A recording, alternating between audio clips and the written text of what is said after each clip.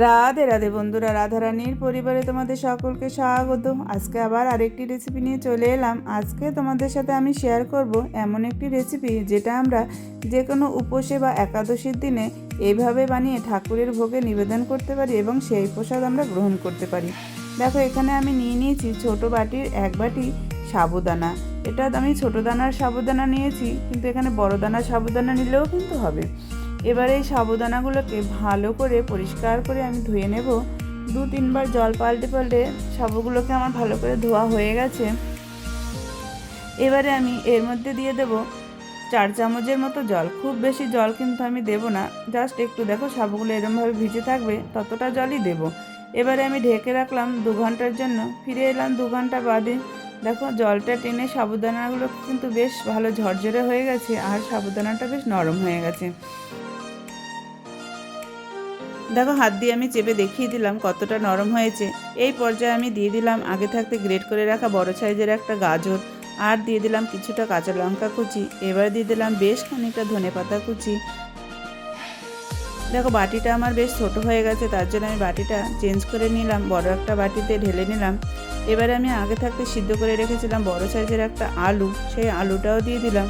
আর দিয়ে দিলাম 3 চামচ বাদাম মিক্সিতে গুঁড়ো করে, সেই বাদামের গুঁড়োটা। এবার দিলাম সন্দক লবণ। এবার দিলাম 1 টুকরো পাতিলেবুর রস। এখানে সন্দক লবণ আমি ইউজ করলাম যেহেতু পুজো হিসাবে তৈরি করছি তার জন্য। এবার সমস্ত উপকরণ ভালো করে মেখে নেব। মেখে একটা সুন্দর শক্ত ডো তৈরি করে নেব। দেখো, মাখা হয়ে গেছে। এখন হাতে কিছুটা তেল দিয়ে এইখান থেকে অল্প অল্প ডো নিয়ে সুন্দর কাটলেটের শেপে আমি তৈরি করে নেব। আমি এরকম গোল গোল করে চ্যাপ্টা করে কাটলেটের শেপে তৈরি করে নিলাম। এটা যার যেরকম ভালো লাগে সে সেরকম শেপে বানিয়ে নিতে পারবে।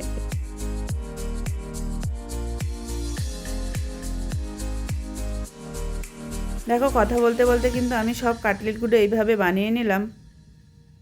এবারে আগে থাকতে আমি এদিকে কড়া বসিয়ে দিয়েছি। কড়ার তেল গরম হয়ে গেলে আমি ছোটো মতো একটা দিয়ে দেখে নেব যে কাটলেটগুলো আমার ঠিকঠাকভাবে হয়েছে কিনা বা কড়াতে লেগে যাচ্ছে কিনা। যে কোনো ভাজার সময় এরকম কড়াতে একটা টেস্ট করে নিলে তাহলে সব জিনিসটা কিন্তু নষ্ট হয় না।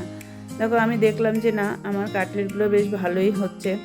এবারে কথা বলতে বলতে দেখো, গরম তেলে আমি সব কাটলেটগুলো ছেড়ে দিলাম। এবার লাল লাল করে আমি এপিট উপিট উল্টে পাল্টে ভেজে নেব। এই কাটলেটগুলো যে শুধু উপোসে বা পুজোর দিনেই খেতে হবে এরকম কোনো কথা নেই, যে কোনো দিনেই কিন্তু খাওয়া যায় আর ভালোই লাগে। বিকালে টিফিনে বাচ্চা বড় সবাইকে দেওয়া যায়। কথা বলতে বলতে দেখো, এই কাটলেটগুলো ভাজা হয়ে গেছে। এবার এগুলোকে আমি তুলে নেব। এইভাবে বাকিগুলো আমি ভেজে নেব। আর এই কাটলেটগুলো পুজো হিসেবে আমি এখানে কিছুই দেইনি, হলুদ গুঁড়ো বা কোনো ভাজা মশলা ইউজ করিনি। তোমরা যারা এমনি সময় বানাবে তারা এখানে পেঁয়াজ দিতে পারো, আর ভাজা মশলা হলুদ গুঁড়ো দিলে কিন্তু আরও ভালো টেস্ট হবে। আর এটা মাখার সময় বাইন্ডিংয়ের জন্য তোমরা এখানে চালের গুঁড়ি বা একটু কর্নফ্লাওয়ার দিয়ে মাখলে পরে আরও বেশ মুচমুচে হবে। এটা কিন্তু বিকেলে টিফিনে হঠাৎ করে কেউ চলে আসলো বা বাচ্চারা কিছু খেতে মন চাইলো, এইভাবে বানিয়ে দিলে ওদের ভালোই লাগবে। এটাকে বানানোর পরে গরম গরম টমেটো সস বা গ্রিন সস দিয়ে কিন্তু দারুণ লাগবে।